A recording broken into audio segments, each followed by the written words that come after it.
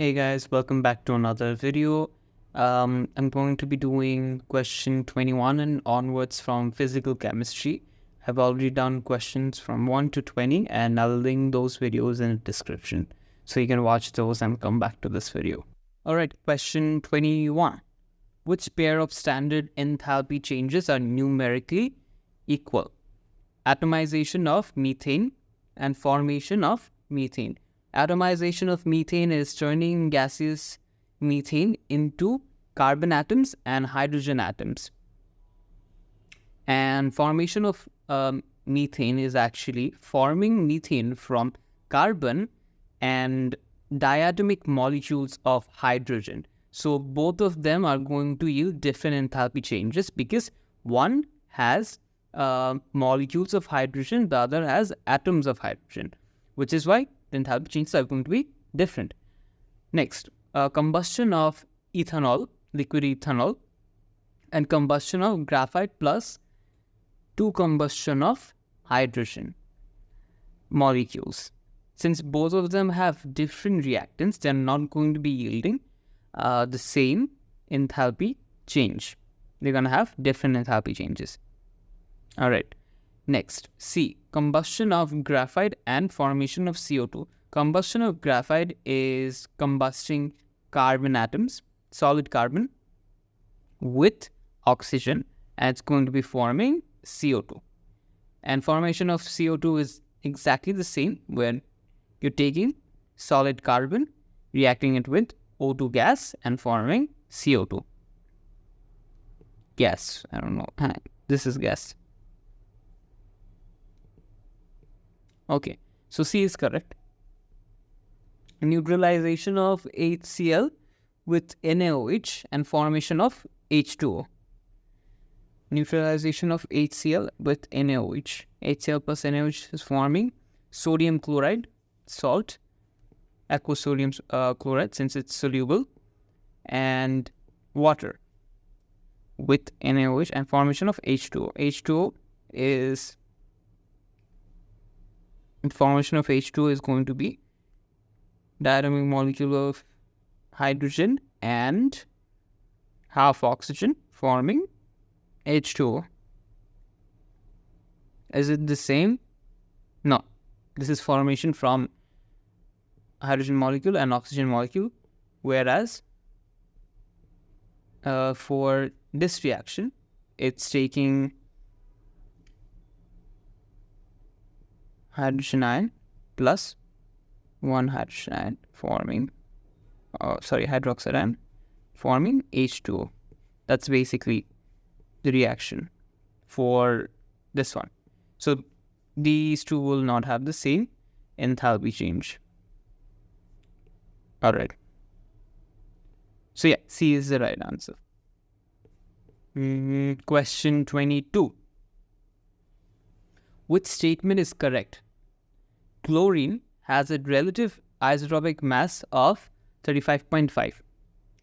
Relative isotopic mass, relative means average, and isotopic mass means different chlorine atoms. They have different isotopes, and when you average all of them out, you're going to get a value.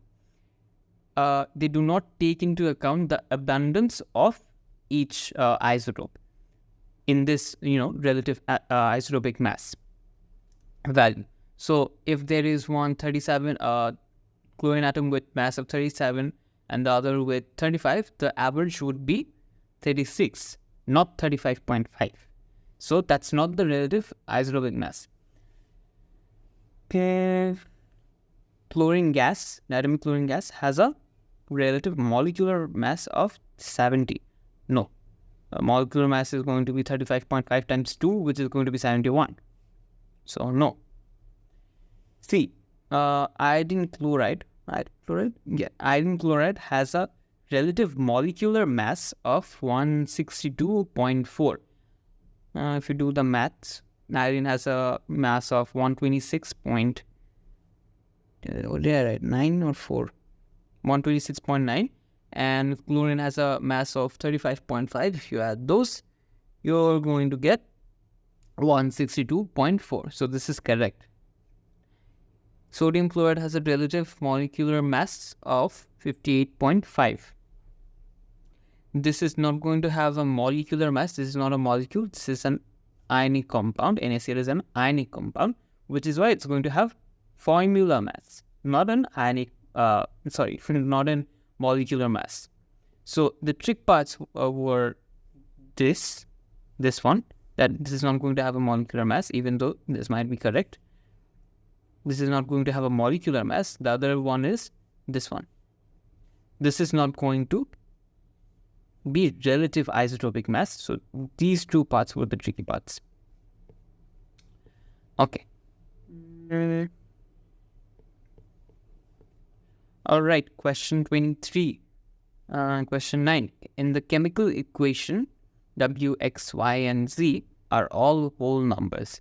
Okay, so chloride ions are reacting with manganate ions and reacting with hydrogen ions to form chloride ions and manganese oxide and water. Okay.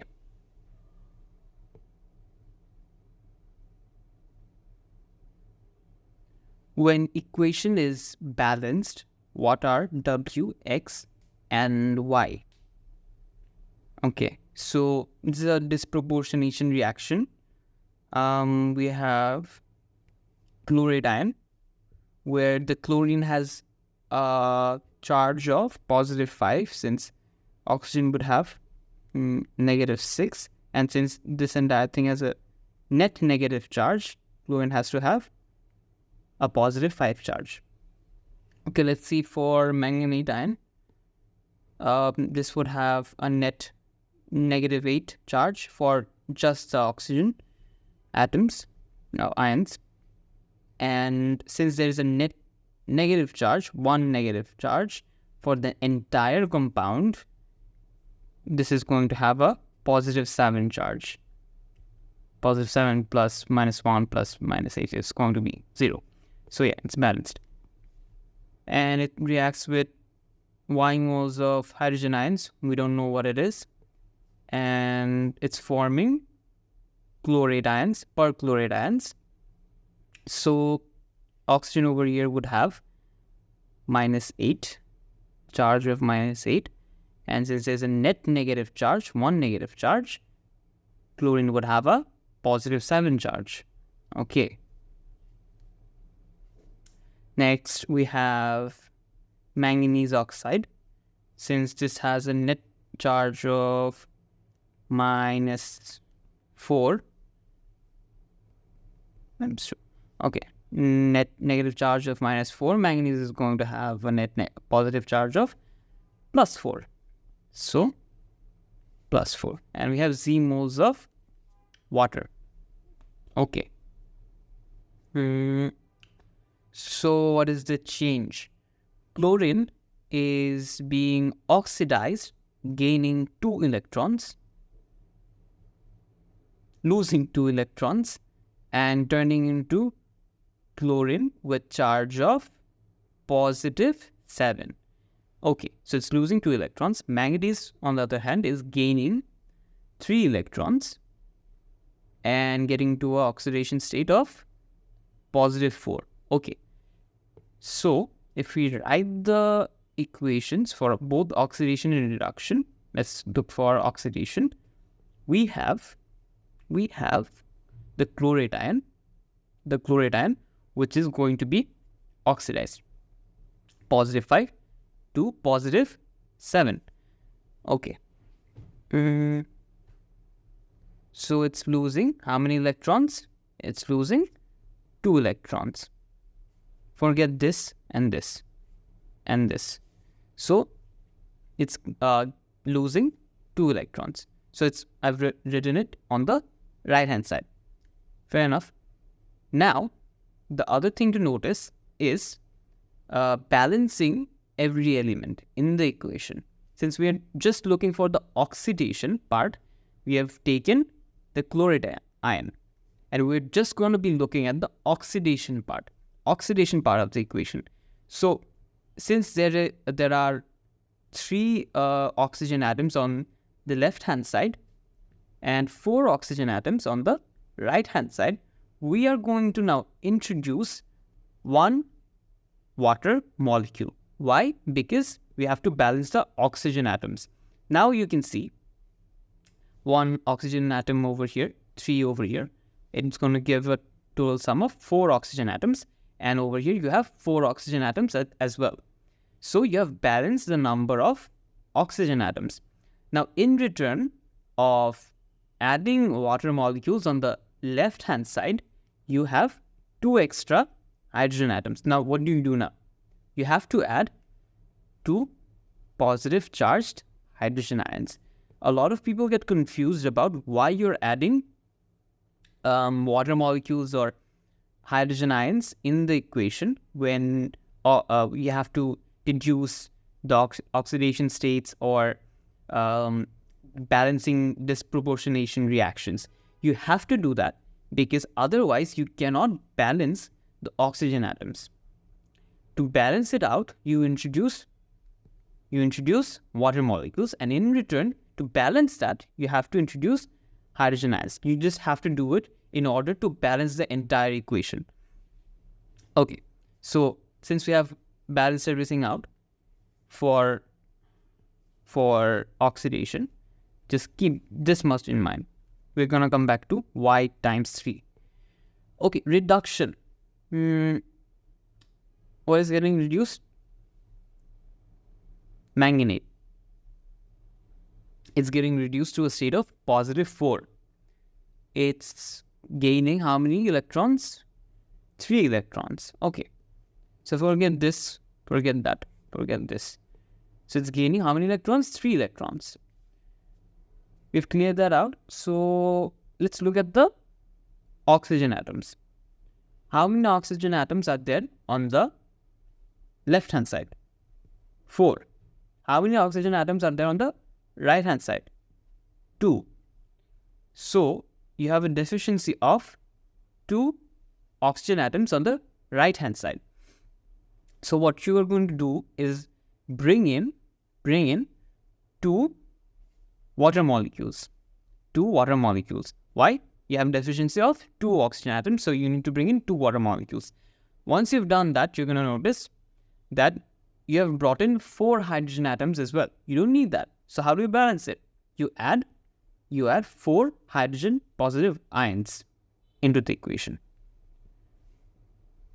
Once you do that, everything is balanced. Now, you have to balance the entire equation. We have balanced in parts till now. We have balanced in parts. We have balanced the oxidation reaction. We have balanced the reduction reaction. But we have not balanced the entire equation. So what do we do in order to do that?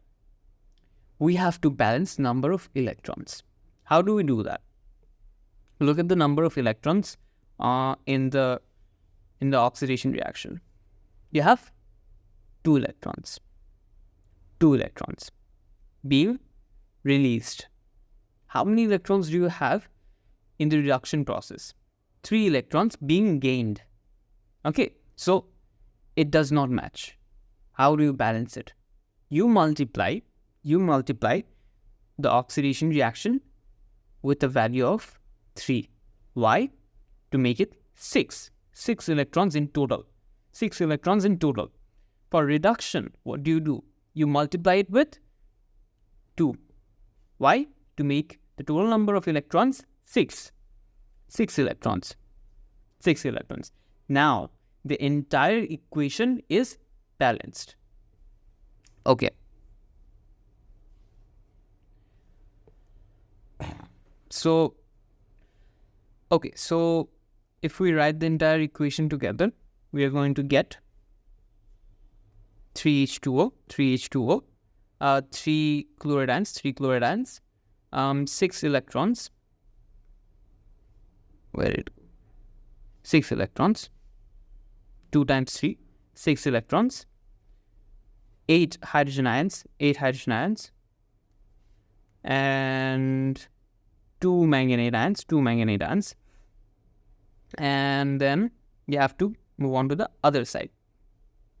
So what do we have? 3 perchlorate ions, 6 hydrogen ions. 3 times 2, 6 electrons. Okay, next we have 2 manganese ion, manganese oxide ion, manganese oxide compounds, 2 manganese oxide, and 2 times 2, 4 water molecules. Okay, once you have written this entire thing out, you have to cancel out the electrons. What else? You can subtract water molecules. You have 4 over here, 4 over here, and 3 over here. So you can subtract and write 1 water molecule on the right hand side. 4 minus 3, 1. So 1 over here on the right hand side. You can also do the same for hydrogen ions and hydrogen ions on either side. So 8 minus 6 is 2. 2 hydrogen ions on left hand side. Okay. Once you have done this entire thing, you have all the values. Now you can answer the question. When the equation is balanced, what are W, X, Y, X and Y? W is going to be 3. Y, X. X is going to be for manganate. 2. Okay, 2. What else? Y. Where are you? Okay, Y. For hydrogen ions. 2 again. 2. So D is the answer. It's a lengthy process. Be patient and write every single equation. You need to do that, or else you're going to miss out on a small value and you're gonna mess it up. You have to balance all hydrogen ions, all water molecules, or else you're not going to get the answer. Okay. Question 24.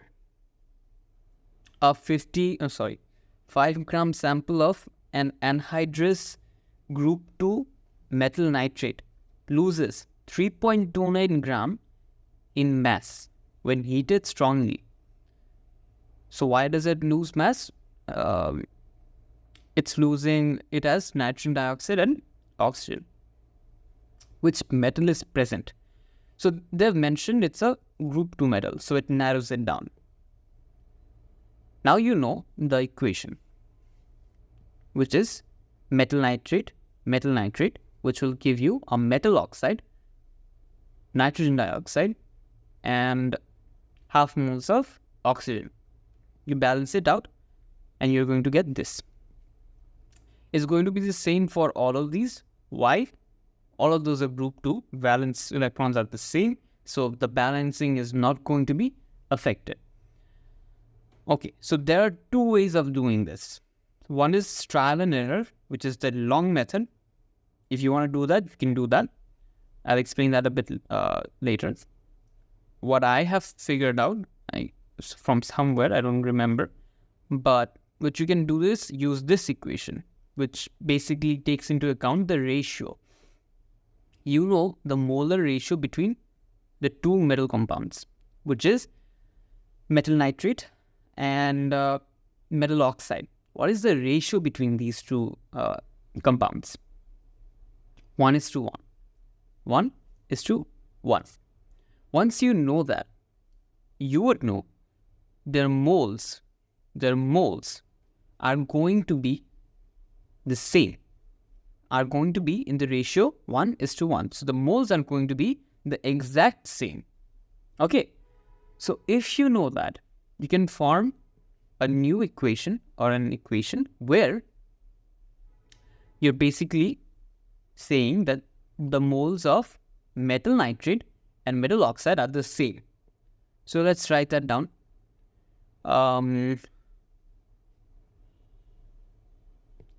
For metal nitrate, the mass present would be 5 gram. And molar mass, you don't know the mass of the metal, so you're going to represent it by anything. I'm giving M. and you know the mass of nitrate. You know the mass of nitrate, which is going to be 124. 16. Let me check. 16 times 2 plus. Yeah, 124. And on the right hand side, you have the mass present, which is 5 minus 3.29, which is going to give you 1.71. 1.71. You put 1.71 over here, and in the denominator, you have molar mass, which is going to be M. You don't know the mass of the metal, which is exactly what you're going to be finding out, plus 16, which is the mass of oxygen. Once you've put in all the values, make the M the subject, the bigger M, uppercase M, the subject, and you find out the mass, and the M is going to be 40.1. 40.1 is the mass of calcium, and you get the answer. So this is the method where you use a bit of your brain and an equation.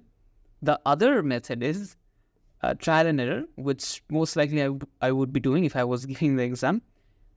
But it's also the method where you're going to be using more of your time. What you're basically going to do is you're going to put, let's say, Mg over here and NO3, MgO. Now what you do is you find the moles of Mg. You find the moles of Mg, which is going to be, sorry, not moles of Mg, this entire compound. You find the moles of this entire compound. Let's say 5 divided by the molar mass of the entire compound, which is going to be mass of Mg plus mass of 2 times the nitrate ion. Mg plus 2 into NO3. And you get the moles. Once you get the moles, you use the ratio and find the moles of NO2. So it's going to be 2 times this, 2 times whatever you get over here, and half times whatever you get over here for oxygen. So once you get the 2 values of moles, you're going to multiply that with 24. No, you're going to be multiplying that with the respective molar masses. So for NO2, it's going to be 14 plus 16 into 2. And that's the molar mass. So you multiply the moles with this, and you multiply the moles with, for this case, you're going to be multiplying the moles with half times O2. 32. So you're going to be multiplying the moles with 32. Yeah, that's how you would be doing the trial and error method. I'm sorry, it's a bit messy. But basically, in the trial and error method, you have to put in the mass of every single one of these and then figure out where this mass adds up to 3.29. That's it. So in this case, B is the answer. So by when you do the second option, you'll be getting your answer. But I've seen in a lot of cases, they give the answer in option D, where you would have to do a lot of steps and then finally get your answer. So using an equation is much faster. But you can do the trial and error. You're still going to get the answer.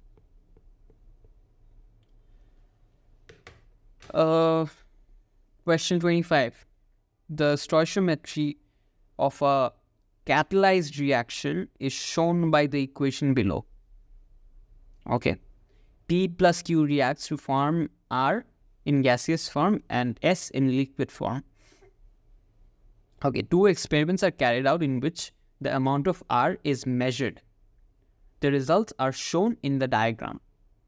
First experiment, rate of reaction much higher, and then it plateaus down. Second experiment, much lower rate of reaction. But it also forms less amounts of R. And experiment 1 forms more amounts of R. we do not know if this is carried out to completion, so we cannot assume that this is the final amount of product for experiment 2. Anyways, which changes in the conditions could explain the results shown? A lower pressure was used in experiment 2. Lower pressure would mean that the rate of reaction is lower as well. When the pressure is low, less collisions would be taking place, so rate of reaction would decrease. But that also affects the yield of R. Since there are 2 moles of gas over here, 2 moles of gas on the left hand side and 1 mole of gas on the right hand side. So if the pressure is much lower, the yield of R would decrease. Yeah, but we cannot make any assumption about amount of R, since they did not mention if this is carried out to completion. But by time t, this is the gap in amount of R. Anyways, one thing is for sure, that the rate of reaction would decrease, and you can understand that from this graph. So 1 is correct. For 2, you have a different catalyst was used in experiment 2. Yes, that can be true. A catalyst can affect the rate of reaction. That's the only purpose of the catalyst. So if a much worse catalyst was used, the rate of reaction would decrease, but it would not affect the amount. But you can see that the rate of reaction has decreased. So 2 is the correct answer as well.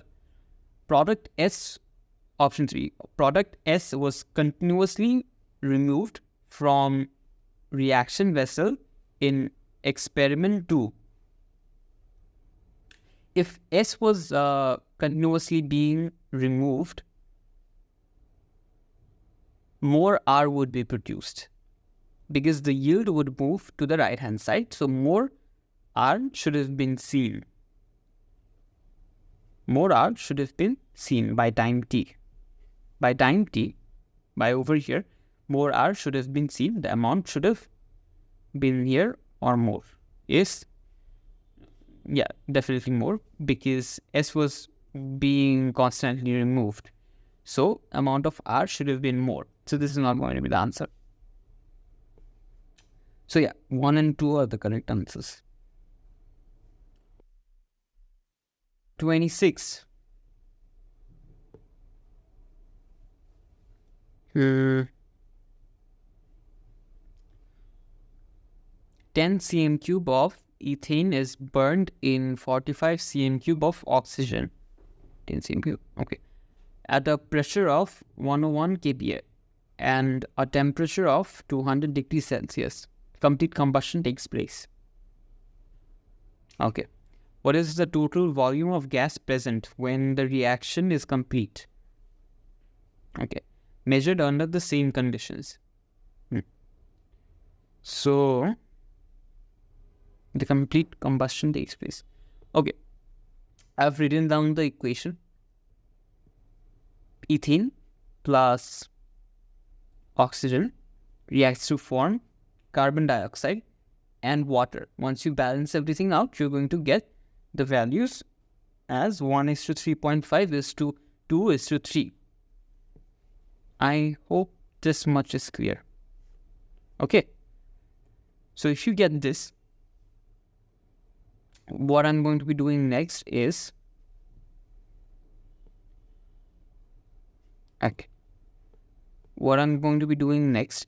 since 10 cm cube of ethane was burnt and 45 cm cube of oxygen was burnt, I'm going to be multiplying this ratio 1:3.5 is to 2:3 by 10. Why?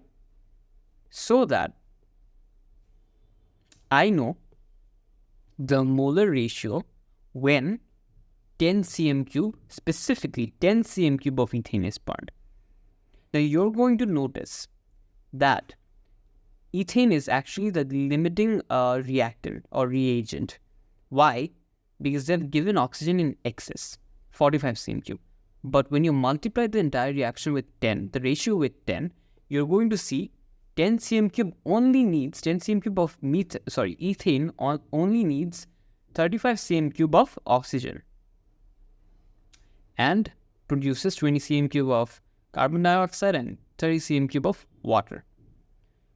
So from here, you know that oxygen is in excess.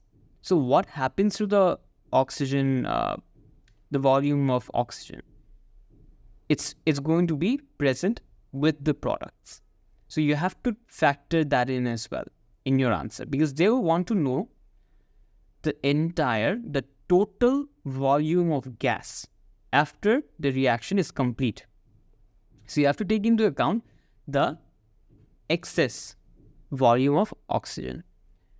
So you're going to add 20, which is volume of carbon dioxide, volume of water 30, 20 plus 30, 50, and 10 cm cube of oxygen, which is in excess. So 50 plus 10, 60. 60 is the answer. A lot of people would make this mistake because they would not take into account that oxygen was in excess. So D is the answer.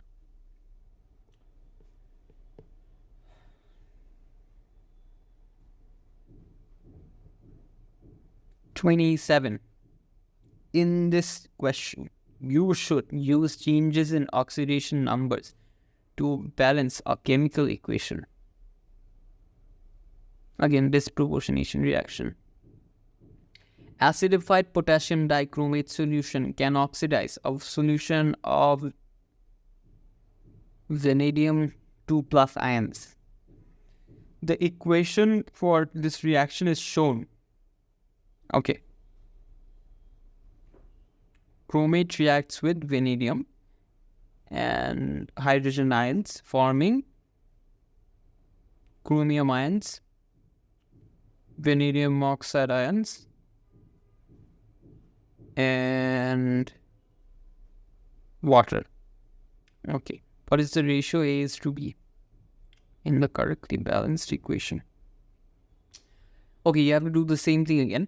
You have to write one equation for reduction and one equation for oxidation. Let's write one for reduction. One is getting reduced. Chromate. Yeah, chromium is being reduced.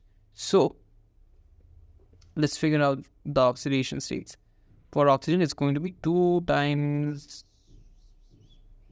7 is going to be minus 14. But you know there is a net negative of 2 charge. Net charge of minus 2. So, the total charge of chromium is going to be plus 2.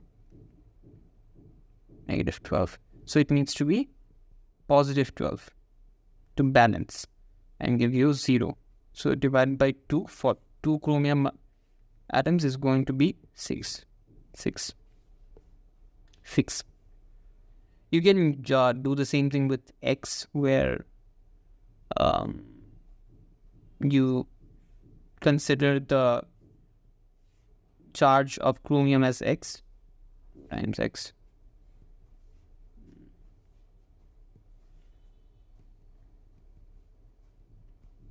You can do this as well and find for X.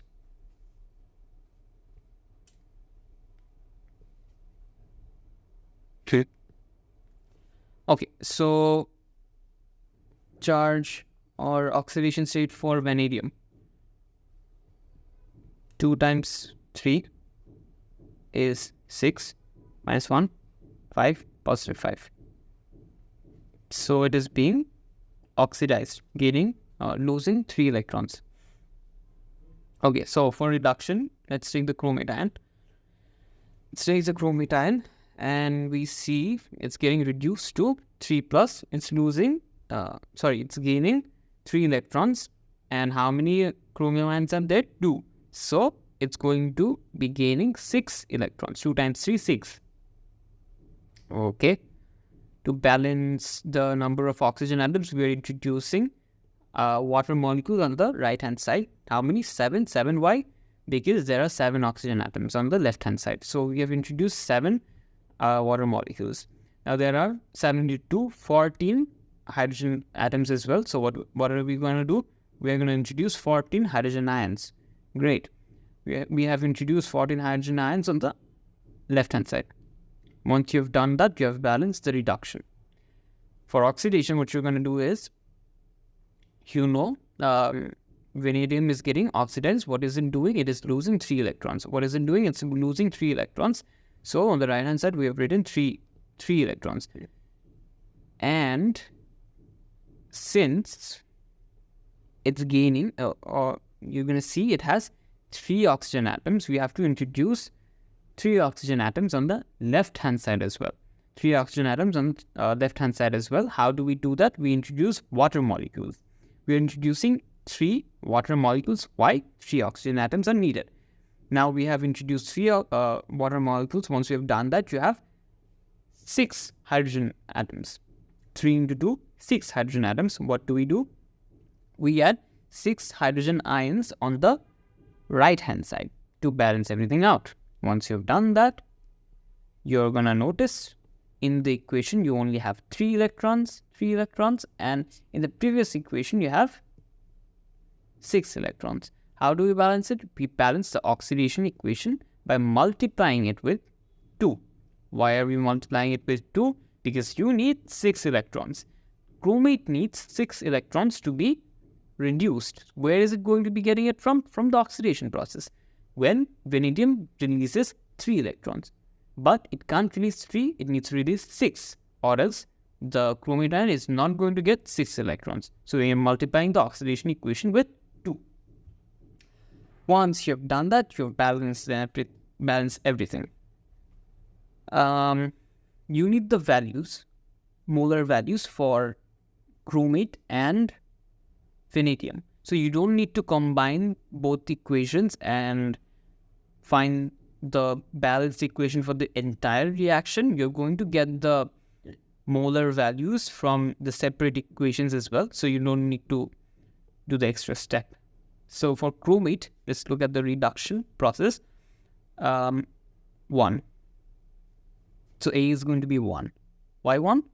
Because in front of chromate there is nothing. So 1. And for B, which is in front of vanadium oxide, there is 2. Since we have multiplied by 2, there is 2 over here. So 1:2. B is going to be 2. B is going to be how much? 2. 1:2. So B is the answer. Okay. Next. 28.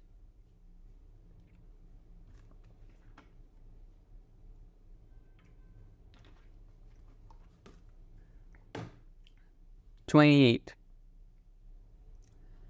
11. A sample of solid ammonium chloride decomposes on heating. Ammonium chloride decomposes on heating, okay, forming ammonia gas and hydrogen chloride gas.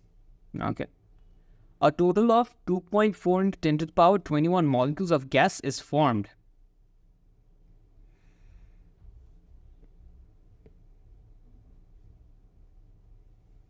This entire sum of products will have 2.4 into 10 to the power 21 molecules. Both of them combined. How many hydrogen atoms are present in the gaseous products? How many hydrogen atoms are present in the gaseous products? Okay. We have to rewrite the equation. Not rewrite, we have to write the equation with this with the compound names and balance it out.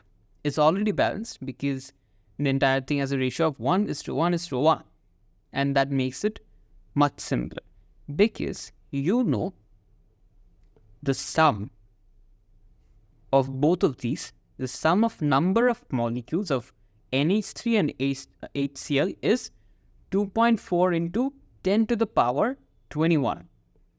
But you also know that they have equal proportions. Why?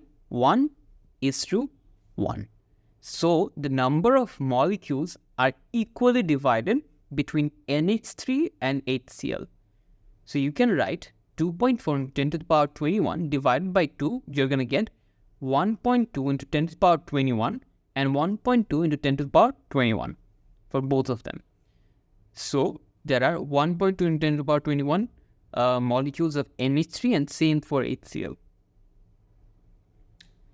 Now to find out number of hydrogen atoms, each molecule of ammonia has 3 hydrogen atoms. So you're going to multiply number of molecules times 3. How many do you get? 3.6 into 10 to the power 21. For HCl, there is only 1 hydrogen atom per hydrogen chloride molecule. So 1 times 1.2 into 10 to the power 21, you're going to get 1.2 into 10 to the power of 21. You add both of those and you're going to get 4.8 into 10 to the power of 21. So yeah, that's it. Question 29.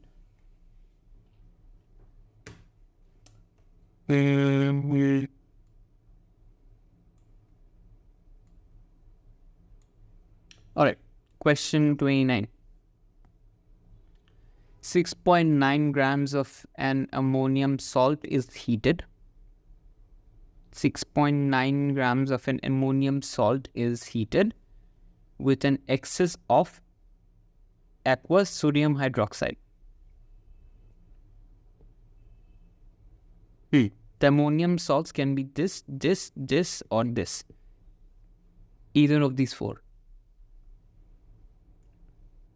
The volume of ammonia produced, measured under room condition, is 2.51 dm cube.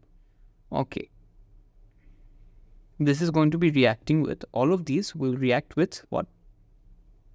NaOH.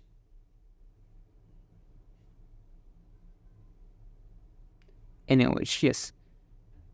And it's going to form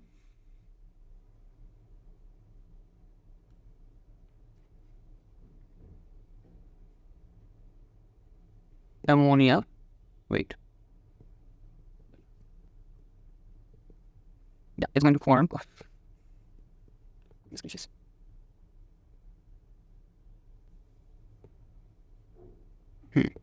Okay. Where on earth did this go? Okay, so it's going to react with sodium hydroxide and it's going to form ammonia, sodium carbonate in this case,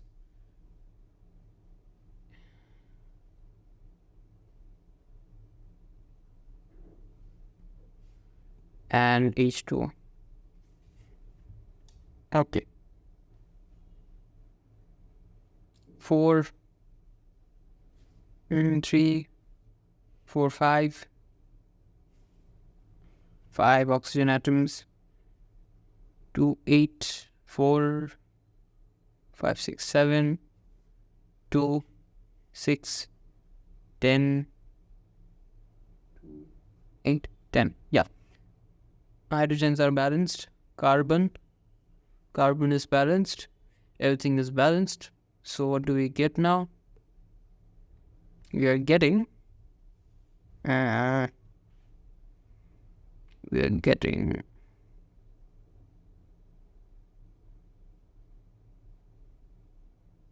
you have to find out the moles of so for this, because they basically want to know the volume of ammonia produced. This. So when you know the moles of ammonium carbonate, you can figure out the moles of ammonia. You just multiply it with 2. So the moles of ammonium carbonate is going to be 6.9 divided by 96. 0.07 0.072 times 2, 0.143. 0.143. I just multiplied it with 2. Now, the thing is, how do you know if you've gotten the answer? You have to find out the moles of ammonia needed from this given information. So what do? You know 2.51 dm cube of ammonia has been produced. So what are the moles? 2.51 divided by 24. That's going to give you 0.1046 moles of ammonia, and we got a value of 0.1438. So no, it does not match. So that's so A is not the answer. Oh, D is the answer. So basically, you have to do it for all of B, C, and D. Try and see which one gives you a value of 0.104, and whichever gives you a volume of a mole of 0.104, that's going to be your answer. D is basically going to be the answer. I'm going to show this one. Yeah, I'm going to show this one. Ammonium sulfate. Ammonium sulfate will react with NaOH, forming NH3, Na2, SO4 plus H2O. Okay. 2 NaOH, 2O, 4, 5, 6, 4. Okay. How many hydrogen atoms? 4, 8, 10, 3, 4. Okay. 6, 10, 8, 10. Sulfur. Okay. Oxygen. 2, 6.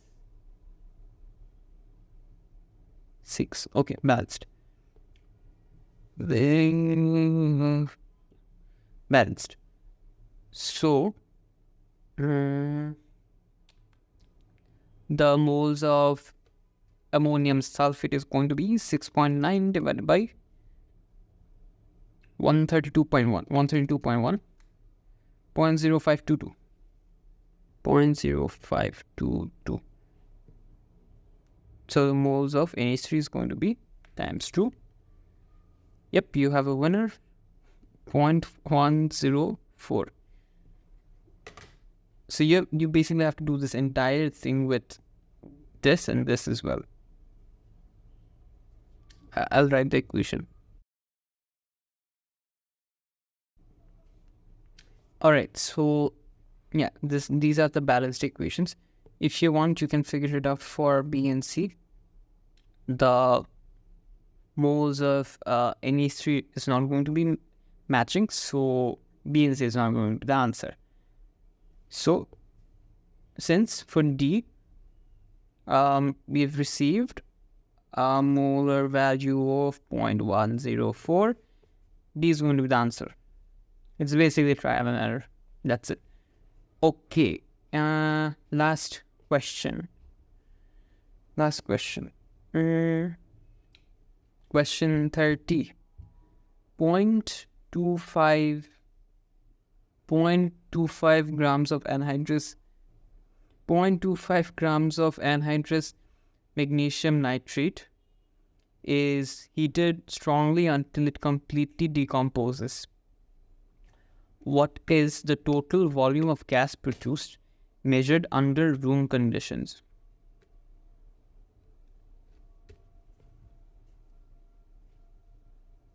MgNO3. 0.25 grams of MgNO3 is heated strongly until it completely decomposes.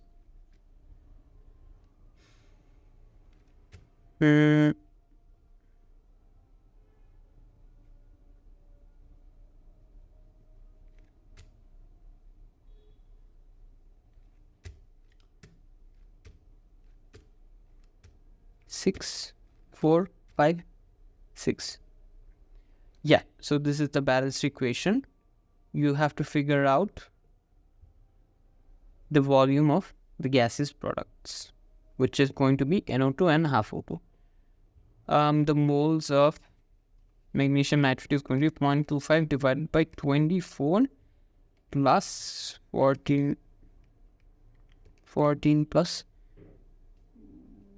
16 into 3 total times 2. 1.69 into 10 to the power minus 3.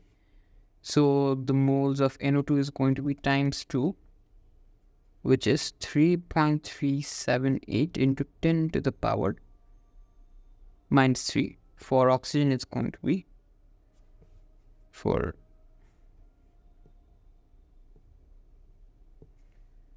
oxygen, it's going to be 1.6 into 10 to the power of minus 3 divided by 2, which gives you a value of 8.45 into 10 to the power of minus 4. From here, you can find the volume by multiplying the moles with 24 dm cube plus 3.378 into 10 to the power of minus 3 times 24.101. I've added both this and multiplied with 24, and I've gotten a value of 0.101. So 101 cm cube. I've converted dm cube to cm cube by multiplying with 1000. So 101 cm cube. All right, that's it. I'll be doing the rest of the questions in another video. Again, there are around 10 to 18 questions left. So yeah, bye.